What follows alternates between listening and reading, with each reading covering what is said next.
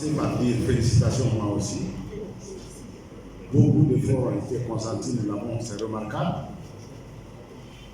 Mais le travail humain n'est jamais parfait. Donc ne vous offusquez pas si on vous refait certaines petites remarques qui peuvent être corrigées le plus rapidement possible. Peut-être même que la validation ne tiendra pas, c'est-à-dire obligatoirement, à ce que cela se fasse avant. Merci pour le bon travail. La première remarque que j'ai, mon homologue vient de le dire là, c'est par rapport aux noms qui sont dans les papiers. Vous écrivez là-bas à Arafat Cissé, vous lui proposez un montant. Après, vous vous rendrez compte que Arafat Cissé n'est pas vraiment éligible, qu'il y a un autre. Comment vous allez faire?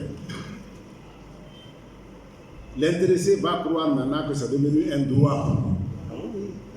Pendant que c'est changeable. C'est pourquoi il faut revoir un peu ça. Il faut revoir ça. Quelle que soit l'appréciation que vous avez de quelqu'un, il est différent d'un groupement. Ensuite, vous n'êtes pas obligé de l'élire. Donc, pour éviter des problèmes, je crois que c'est mieux maintenant là de corriger. On ne vous en voudra pas. Mais si vous attendez qu'on vous valide, vous ne faites pas ça. Demain, après-demain, vous aurez des problèmes. La deuxième petite remarque que je voulais faire. Nulle part on a parlé de prévention et de gestion des conflits. Nulle part. Ce n'est pas vous seulement, mais c'est très regrettable. Parce que les deux ministères qui sont représentés ici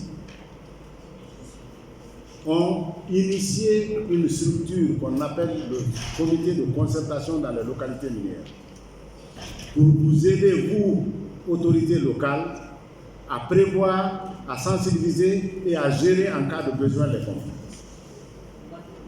Ça, ce sont des gens qui n'ont pas été importés, qui sont recrutés sur le tas et qui comprennent, tous les présidents de district font partie de ça. Les femmes sont représentées par 2 personnes dans cette structure. Les jeunes sont représentés par 2 personnes dans cette structure. Je vois dans la salle Alceni Kamara, qui est maintenant de la structure du KGF, mais il a évolué sur le terrain du CCLM. Plusieurs personnes, dont le maire de Sangareni, je l'ai dit ici aujourd'hui, font partie de cette structure. Il est important et même patriotique de prévoir quelque chose pour supporter ces volontaires qui ont même des motos, qui ont des groupes électrogènes à bloquer ici. Mais GIZ a donné les groupes électrogènes, les motos, l'ordinateur, mais le carburant, qui va donner? Il ne faut pas qu'on utilise certaines structures. Donc, moi, je conseille, avec l'autorisation de Monsieur le Président, Monsieur le Gouvernement, qu'il y ait une petite ligne pour les CCLM, même si ce n'est pas séparément, mais qu'on les introduise là où il y a la sensibilisation, pour la prévention et la gestion des conflits. Et augmenter les 44%, les 44 millions ne suffiront pas. Mais vous voyez par exemple quelque part renforcement des capacités, non, pas là. Projets sociaux des collectivités, 1,8 milliard. Ils font partie de ces collectivités. Et le travail qu'ils font est un travail volontaire, un travail patriotique. Sans la paix, il n'y a pas de développement, monsieur le maire. Donc, encore une fois, monsieur le Président, je vous prie de bien pouvoir considérer que toutes les sous-préfectures où il y a les CCLM doivent obligatoirement céder une petite portion pour encourager ces gens-là si on veut qu'ils travaillent.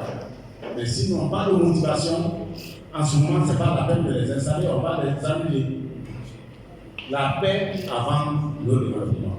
La paix avant le développement. La paix avant le développement, j'en ai dit.